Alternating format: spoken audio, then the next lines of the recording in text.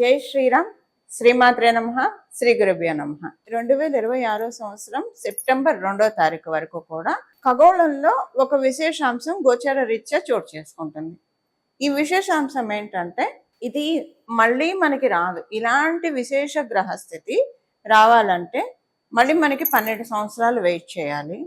అసలు ఈ విశేషాంశం ఏంటి, దీనివల్ల ద్వాదశ రాశుల వాళ్ళకి, ద్వాదశ లగ్నాల వాళ్ళకి ఎలాంటి ఫలితాలు ఉండబోతున్నాయి, దీన్ని మనం బలోపేతం చేసుకోవడానికి, ఏదైనా ఒక విశేషాంశం ఉందంటే దాన్ని బలోపేతం చేసుకోవడానికి ఏ పరిహారాలు చేసుకోవాలి, అసలు ముందుగా ఈ విశేషాంశం దేన్ని సూచిస్తుంది, ఏ గ్రహాల వల్ల ఈ విశేషాంశాన్ని మనం చూడబోతున్నాం, ఇది మనం ఇప్పుడు మొదటగా చూద్దాం.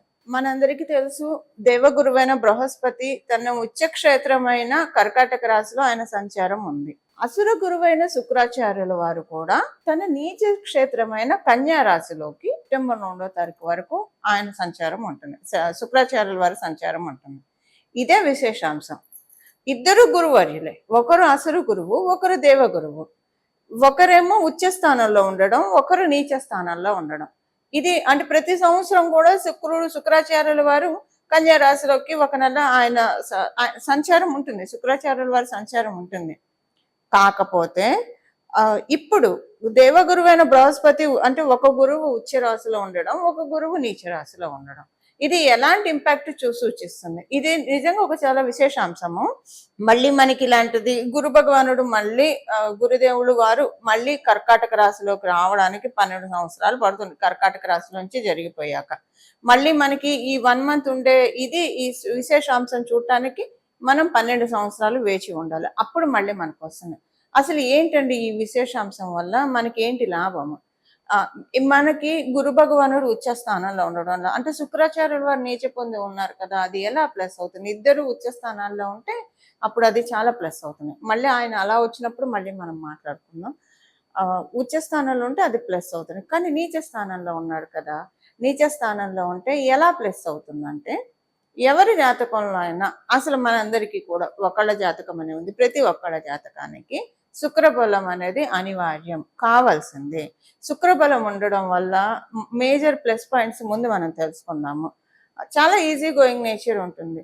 ఇది కూడా ఇంత చిన్నదాన్ని చిలువలు పలవలు చేసి పెద్ద సీన్ క్రియేట్ చేసి పెద్ద డ్రామాలు క్రియేట్ చేయడం ఇలా ఉండదు.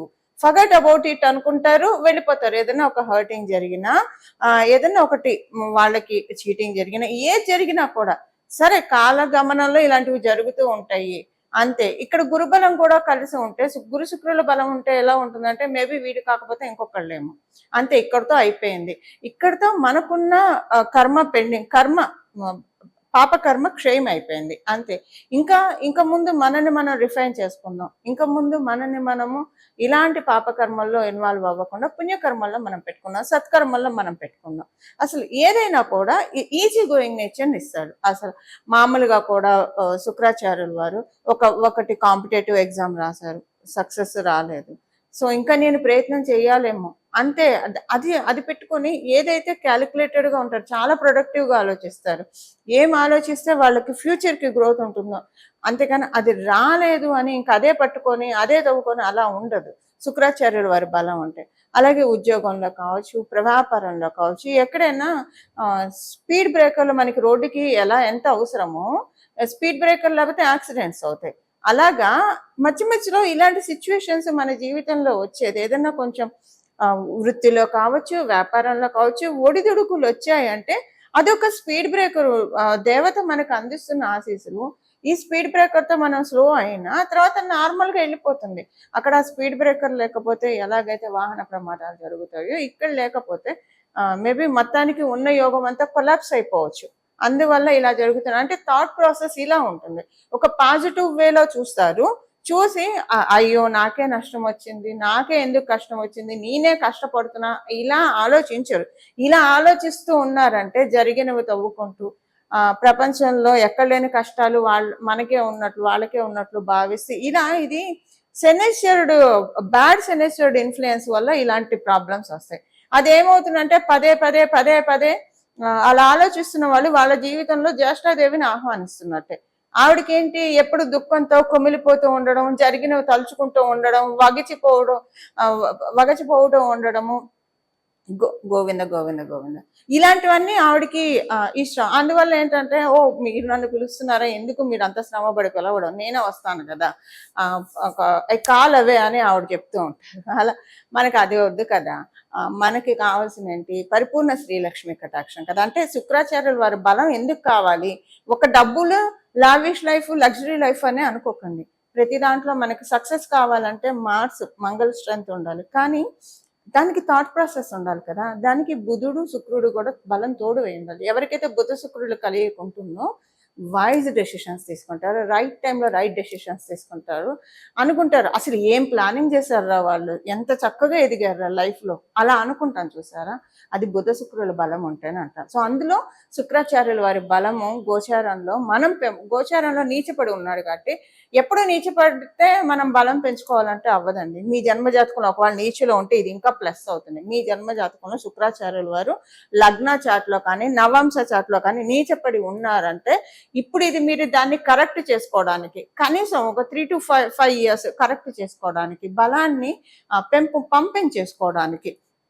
ఇప్పుడు మన ఇంట్లో నీళ్ళు రాకపోతే పక్క బిల్డింగ్ వాళ్ళ ఇంట్లో నుంచి చాలా మంది చూపుతో నీళ్లు లాక్కుంటారు. సో ఆ స్కేర్సిటీ వాళ్ళకి అక్కడ తెలియకుండా, అలా మన గోచారంలో వచ్చేది లాక్కోవడానికి.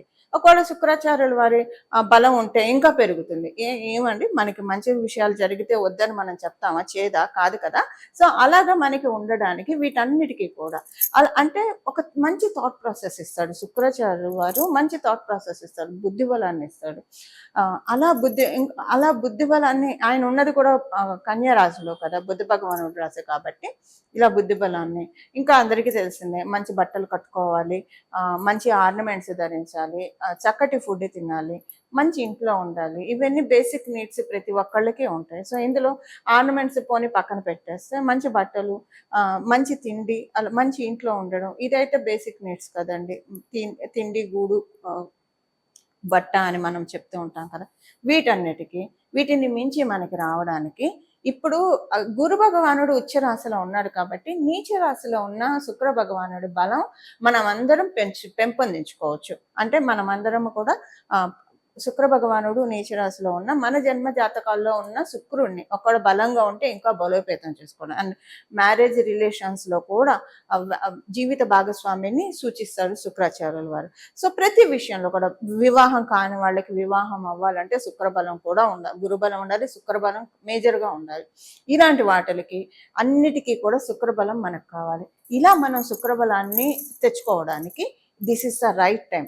అసలు ద్వాదశ రాశుల వాళ్ళకి, ద్వాదశ లగ్నాల వాళ్ళకి ఏ పాయింట్స్ లో ఈ గురు శుక్రుల ఉచ్చ నీచాలు ఇంపాక్ట్ చూపిస్తున్నాయి. పరిహారము అందరికీ ఒకటే పరిహారం ఉంటుంది, అది చేసుకుంటే మనకి స్ట్రెంగ్త్ బాగా పెరుగుతుంది. పరిహారం చివరిలో మనం తెలుసుకుందాం. అసలు ముందుగా ఏ రాశుల వాళ్ళకి ఏమేం చేయాలన్నది ఇప్పుడు మనం చూద్దాం. మేషరాశి, మేష లగ్నంలో పుట్టిన వాళ్ళకి ఏ విషయాల్లో ఈ గురు భగవానుడు ఉచ్చ స్థితి, శుక్ర భగవానుడి నీచ స్థితి ఇంపాక్ట్ చూపిస్తుందో చూద్దాం. మీకు చతుర్థ షష్ఠ స్థానాలు, ఇంట్లో విషయాలు చక్కపరుచుకోవడానికి ఇది ఉత్తమమైన సమయం. ఇంటికి సంబంధించిన విషయాలు ఏదైనా సరే, ఇంట్లో ఒక శుభకార్యానికి సంబంధించింది కావచ్చు, ఇల్లు కొనుక్కోవడం కావచ్చు, లేదా ఇంట్లో ఉన్న చిక్కులు సాల్వ్ చేసుకోవడానికి కావచ్చు, ఇంట్లో ఉన్న రిలేషన్స్ రిఫైన్ చేసుకోవడానికి, ఇలా ఒకటని కాదు. ఇంట్లో అంటే అన్ని ఇంటితోనే ముడిపడి ఉంటాయి కదండి. మనం బయట ఏం చేసినా కూడా కోటి విద్యలు కూటి కొరకే అని, ఇంటికి వచ్చిన తర్వాత మనం ప్రశాంతంగా మన జీవితాన్ని సాగించడానికే కదా.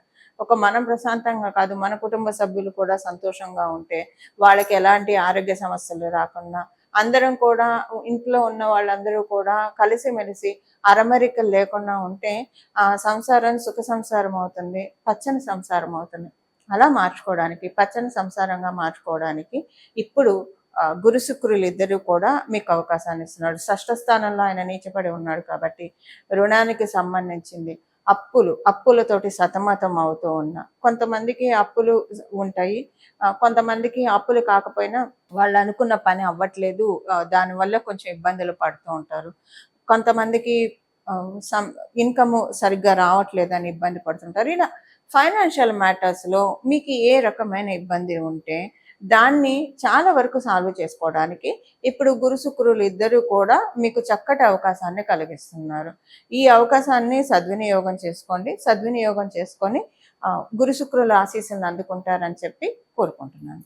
కాలపురుషుడు కుండలిలో నుంచి చతుర్థ మరియు షష్ఠ రాసుల్లో ఉన్న గురు శుక్రుల బలాన్ని, అంటే వాళ్ళిద్దరూ కూడా ఒకళ్ళ నుంచి ఒకళ్ళు తృతీయ లాభస్థానాల్లో కూడా ఉన్నారు. గురువు నుంచి శుక్రాచార్యుల వారిని చూసుకుంటే తృతీయ స్థానం, శుక్రాచార్యుల వారి నుంచి బృహస్పతిని చూసుకుంటే దేవగురువు అయిన బృహస్పతిని చూస్తే లాభస్థానంలో ఉన్నారు. ఇది లాభస్థానంలో ఉన్నారు కాబట్టే మనకి గురు శుక్రుల బలాన్ని పెంచుకోవడానికి ఇది చాలా సదావకాశము. వీళ్ళిద్దరు బలం ఉంటే చాలు. అంటే ఒక అజ్ఞాన అంధకారాన్ని తొలగించేది జీవితంలో ఎవరైనా ఉన్నారంటే అది కేవలంగా గురువు మాత్రమే. అజ్ఞానం వల్లే తప్పులు చేస్తూ ఉంటాం. ఒక్కోసారి మొండి పట్టుదలతో కొంతమందిని మనం చూస్తూ ఉంటాము. ఎవరేం చెప్పినా వినరు. వాళ్ళు పట్టిందే తాపట్టిన కుందేలకే 3 కాళ్ళు అనుకొని చాలా ఇబ్బందులు పాలవుతూ ఉంటారు. ఒక్కసారి మనకి వేమన పూజ్య గురువర్యులు వేమన గారు కూడా చెప్పారు కదా, వినదగున ఎవరు చెప్పినా అని. కనీసం విని ఓకే వీళ్ళు చెప్పిన దాంట్లో పాయింట్ ఉందో లేదో చూసి, ఒకవేళ పాయింట్ ఉంది, మన క్షేమాన్ని కోరి చెప్తున్నారు, మార్చుకుందాం. ఒకవేళ పాయింట్ లేదు, వదిలేసేద్దాం. వీళ్ళు ఏదో ఈషతో చెప్తున్నారు, అసూయతో చెప్తున్నారు, వదిలేసేద్దాం. ఈ వివరణ మనకు ఉండాలి. ఈ వివరణ లేదా మనంతట మనకే మంచి థాట్స్ రావడానికి గురు బలాన్ని బేసిక్గా ఇద్దరు గురువుల బలాన్ని పెంపొందించుకోవడానికి మనం చేయాల్సిన పరిహారం ఇప్పుడు చూద్దాం. పరిహారం వచ్చేసేసి 2026 సంవత్సరం సెప్టెంబర్ 2వ తారీఖు వరకు కూడా ఈ సమయంలో ప్రతిరోజు కూడా ఉదయం మరియు సాయంత్రం లలిత సహస్రనామాన్ని చదవాలి. ఒకటి. రెండవది దక్షిణామూర్తి స్తోత్రాన్ని కూడా, శ్రీ గురు దక్షిణామూర్తి స్తోత్రాన్ని కూడా చదవడం కావచ్చు, వినడం కావచ్చు, చేయొచ్చు. దక్షిణామూర్తి తత్వంలోనే అమ్మవారు ఇమిడి ఉంటుంది, స్వామిలోనే అమ్మవారు ఇమిడి ఉంటుంది. అందుకే మనకి లలిత సహస్రనామంలో గురుమూర్తి, గురుమాత, గోమాత, గుహ జన్మభు అని ఒక నామం ఉంటుంది. అంటే అమ్మవారు సాక్షాత్ గురుమూర్తి రూపిణి, రాజశ్యామల అమ్మవారి రూపంలో, సరస్వతి రూపంలో అమ్మవారు మనల్ని కరుణిస్తూ ఉంటుంది, కటాక్షిస్తూ ఉంటుంది. ఈ సమయంలో అందరూ కూడా గురు శుక్రుల బలాన్ని పెంపొందించుకుంటే మీకు తేడా తెలిసిపోతుందండి. ఒక 11 రోజుల్లో మీ జన్మజాతకం బాగుంటే 3 రోజుల్లోనే, ఇంకా బాగా ఉంటే 3 గంటల్లోనే మంచి మార్పులు మీరు చూస్తారు. కానీ అత్యంత భక్తి శ్రద్ధలతోటి చదవాలి. చదవడం రాని వాడు వినండి. గురు దక్షిణామూర్తి స్తోత్రం, లలిత సహస్రనామ స్తోత్రం ఉదయం సాయంత్రం. చాలా మంది వర్కింగ్ ఉంటారు, మగవాళ్ళు కావచ్చు, ఆడవాళ్ళు కావచ్చు. మరి మేము బయట ఉంటాం కదండి అంటే మీరు ఇంటికి వచ్చాక స్నానం చేసి చక్కగా ఉతికిన బట్టలు ధరించి వినండి. 2 పూట్ల కుదరదు, పొద్దున పూటే చదవండి, 2 సార్లు చదవండి. ఒకటే లేదా వినండి పొద్దున పూటే. సాయంత్రం పూట చంద్రుడిని చూసి నమస్కారం చేసుకోండి. ఆకాశంలో ఇప్పుడు శుక్లపక్షంలో అయితే చంద్రుడు కనిపిస్తూ ఉంటాడు. కృష్ణపక్షంలో అంటే మనకు అమావాస్య రోజు కనిపించడు, తర్వాత కూడా కొన్నిసార్లు మబ్బుల్లో కనిపించడు. ఆకాశంలో చంద్రుడు ఉంటాడు కాబట్టి ఆయన చూసి దండం పెట్టుకోండి. దీంతో పొద్దున్నే ఉదయాన్నే సూర్యచంద్రులు అమ్మవారికి కళ్ళు, అలాగే పరమశివుడికి 2 కళ్ళు, ఆయనకి 3వ కన్ను అగ్ని, సూర్య శశాంక వహ్నినయనం అని చెప్తాం మనం ఆయనకి. సో వాళ్ళిద్దరికీ దండం పెట్టుకోండి. అమ్మవారు 2 కళ్ళకి దండం పెట్టుకోవడము ఇది చాలా విశేషమైన ఫలితాన్ని మన జీవితంలో కలిగిస్తుంది.